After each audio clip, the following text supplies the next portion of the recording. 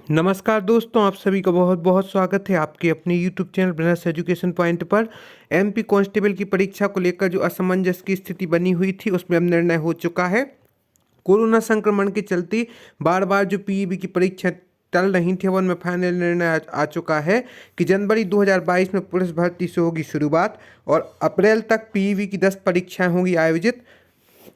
PB की जो परीक्षा नवंबर दिसंबर महीने में आयोजित होनी थी, वो भी अपने नियत समय से निर्धारित कार्यक्रम के अनुसार संपन्न हो रही हैं। उसी श्रृंखला में जो सबसे बड़ी परीक्षा है, जिसमें 12 लाख के आसपास आवेदक हैं एमपी कांस्टेबल की परीक्षा। लेकिन इसमें एक बात का ध्यान रखना होगा, आपको मास्क साथ में लेकर जाना होगा और सोशल डिस्टेंस का भी पालन करना होगा। और भी जो जो कुछ प्रमुख नियम शर्तें प्रतिबंध आएंगे उनका भी आपको ध्यान रखना होगा। और 1 जनवरी से आपको एडमिट कार्ड मिलने लगेंगे। नए साल 2022 की शुरुआत के साथ ही एमपीपीबी प्रोफेशनल एग्जामिनेशन बोर्ड की 10 अहम परीक्षाएं होंगी जो 2020 एवं 21 में नहीं हो पाई। वह परीक्षाएं 2022 की भी कुछ परीक्षाएं होंगी और 21 की भी होंगी। इनकी शुरुआत जनवरी से ही हो जाएगी। इसके बाद अप्रैल तक ये सारी परीक्षाएं संपन्न होंगी। इन परीक्षाओं की तैयारी पूरी हो गई है लगभग। खास बात यह है कि लंबे समय से कोविड-19 के चलते इनमें से ज़्यादातर परीक्षाएं बार बार टल रही थीं। अब जिस तरह से पीवी ने नवंबर दिसंबर में एक के बाद एक दर्जन भर पेंडिंग परीक्षाएं आयोजित कर ली हैं, उसके बाद इस बात की उम्मीद बढ़ गई है कि 2022 में पुलिस भर्ती सहित तमाम परीक्षाएं समय पर ही तय कार्यक्रम के अनुसार ही संपन्न होंगी। हालांकि महीनों से लंबित पुलिस कांस्टेबल भर्ती परीक्षा 2020 यूं तो 8 जनवरी से शुरू होना है, लेकिन अब भी पंचायत चुनाव और कोविड-19 पंचायत चुनाव को तो वैसे भी निरस्त कर दिया गया है और कोविड-19 के नए वेरिएंट की हालातों का डर जरूर बरकरार है। जो ओमिक्रॉन वायरस फैल रहा है, निरंतर मध्य प्रदेश में भी फैल रहा है, लेकिन देखते हैं इसकी स्थिति क्या होती है। और फिलहाल एग्जाम का शेड्यूल वेबसाइट पर अपलोड है और उम्मीद है कि तय समय पर एग्जाम अपने नियत निर्धारित समय पर संपन्न हो जाएगा। और इसी के साथ जाने कौन कौन सी परीक्षा है नए साल में। तो पुलिस भर्ती परीक्षा 2020 8 जनवरी से शुरू होगी। शिक्षक पात्रता परीक्षा अभी बड़ी परीक्षा है जो कि 5 मार्च से प्रारंभ होने वाली है। इसमें भी लगभग 5.25 लाख आवेदक पहले से थे और 14 तारीख से 28 तारीख के बीच में जो फॉर्म रीओपन किया गया है, इसमें 2 से 3 लाख आवेदक बढ़ने की और संभावना है। तो इसमें भी 9 से 10 लाख के आसपास आवेदक हो जाएंगी। तो यह परीक्षा 5 मार्च से होगी। समूह 2 व उप समूह 1 के तहत ग्रामीण उद्यान विकास अधिकारी पद की परीक्षा अप्रैल माह में होगी।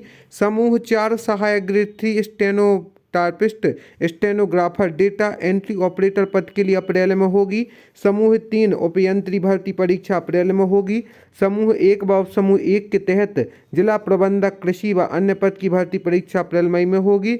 समूह 2 व उप समूह 2 में कनिष्ठ लेखा अधिकारी भर्ती परीक्षा मई में आयोजित होगी। समूह 1 व उप समूह 3 की हाउसकीपर साइकेट्रिक सोशल वर्कर व अन्य पदों के लिए भर्ती परीक्षा मई में आयोजित होगी। कौशल विकास संचालनालय के तहत प्रशिक्षण अधिकारी के पद की परीक्षा भी मई में ही होगी।